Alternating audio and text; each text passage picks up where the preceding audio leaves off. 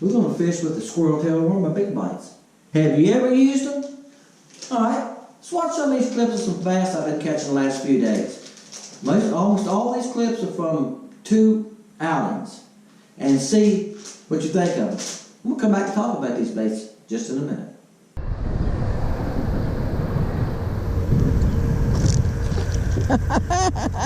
Gotta love that jump, don't you? That's a better one. That's a better one, guys. Switch colors on it. This is Tropila.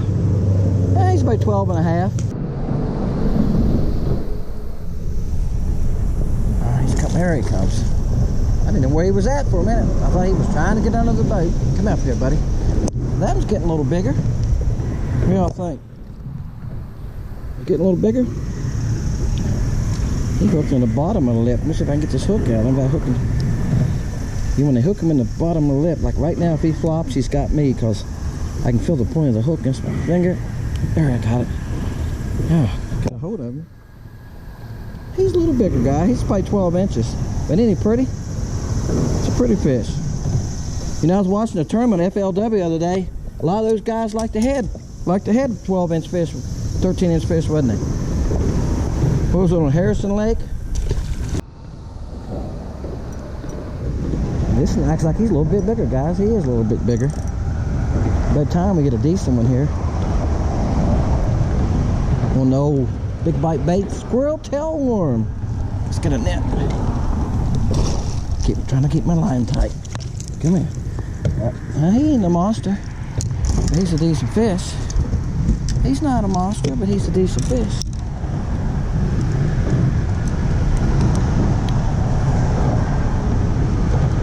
He's probably, oh, you know, guys, he ain't 14 inches. He's about 13 and a half. I'm saying, but he's nice and thick. Bye-ya.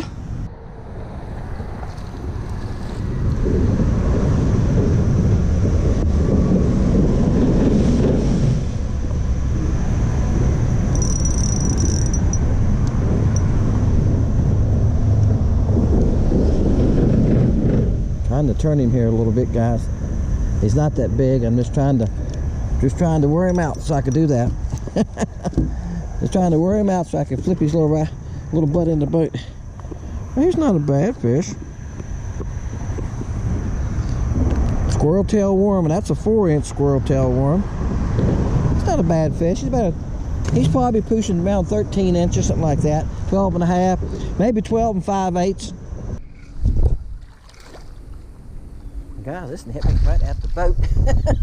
I'm fishing this dog. He come off this grass. I can't tell how he's hooked. He's a pretty decent fish. Here we go. He's a pretty decent. Look at there. Now, this will really surprise y'all. Ready? But I caught this one on. Like I say, a squirrel tail worm. Look, he's nice. Nice fish. For a river fish, it's a nice fish. Let her hit the bottom. I like to shake it, make a little tail wobble. Shake it, make it wobble. Kind of shake without moving it.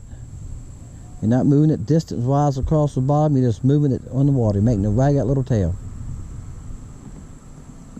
Oops, thought I had a bite there. When the fishing gets really slow and the fish are tough to catch sometimes, they'll pick that worm up when they won't hit other worms. And they don't want a curl tail. You know, we use finesse worms a lot, like Zoom finesse worms or a Yum finesse worm. Well, this right here is another choice to go to, guys. If you never used them. It's another choice in the finesse market. I just threw water in your face. I got it on sliding tail. I've been pitching it around today. That's been a good color for me today. Trilapia. Did I say it right? Trilapia? I don't think I said it right earlier. Hey guys, did I wait long enough for you to see all the clips? Hope I didn't jump in here too soon and cut you off. Haha. Okay, I'm gonna pull one out here. This ain't been opened. Let's see when I've been open, guys. I know. Alright, this one's called Easy Money. They have some interesting colors. That little tail, this tail floats, guys. Am I in the video? I gotta watch sometimes, guys. I go back and watch my videos when I cut my hair off in the video. Alright? That's called Easy Money. That's what I'm looking for. I can share colors with you. Okay, this is a 4.5 inch. It goes 4.5 to 6. This is my favorite color, blue fleck. Now let me give you a pointer. You know, when we talk about baits, I give you a pointer. The green pumpkin is excellent. The blue fleck is my favorite. But the green pumpkin's good. Watermelon red is good. Now here's what I hear from people. When I go on Tackle Warehouse and I read the comments, a lot of times, guys, when I get bored, I just go on Tackle Warehouse, look up a bait, and start reading the comments. Just to see if people like it, what they think of it. And sometimes somebody will say, well, I like using it this way. And I go like, hey, I never thought about that. You can learn from anybody. Somebody made a comment, and I got an idea from that comment.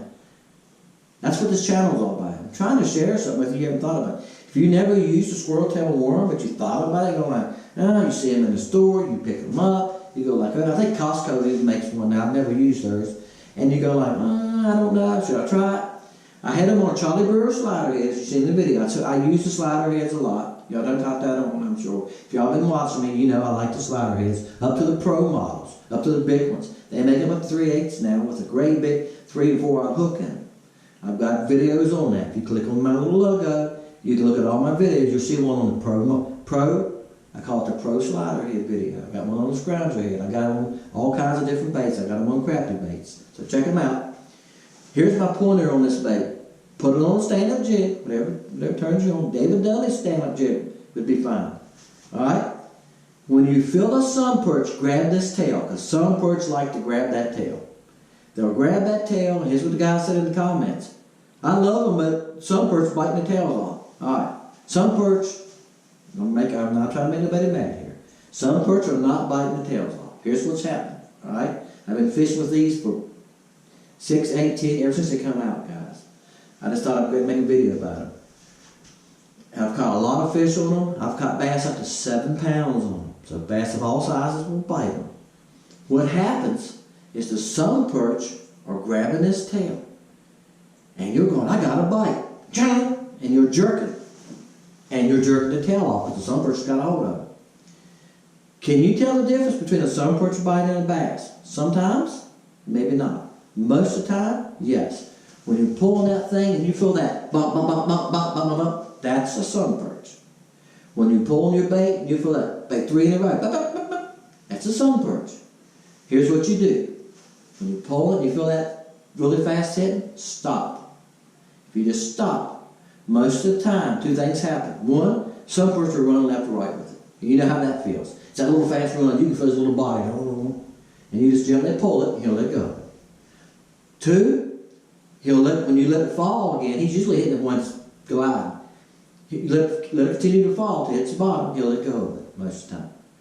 If it's a bass, when you pull like that and feel that, if you stop and just hold on to it, if it's a bass, you'll feel him pull. You'll feel him either move it around in his mouth, you know what I'm saying? You'll feel that, boom, boom, it's kind of mushy heaviness. He's turning it around in his mouth. And you'll feel him move a little bit. You feel the weight of it. Give it a long pull. Guys, I use 8-pound test, medium spinning rods. I don't go like this. I go like this. I give a long, hard swing. If you got a slider hook, put it in the hook, put it in the bait, put the hook in the bait, bring the point through where you can feel it, and pull it back down. Alright? That's kind of a semi-text-po, right? Y'all know what a text-po is. It's not going to take much to set that hook.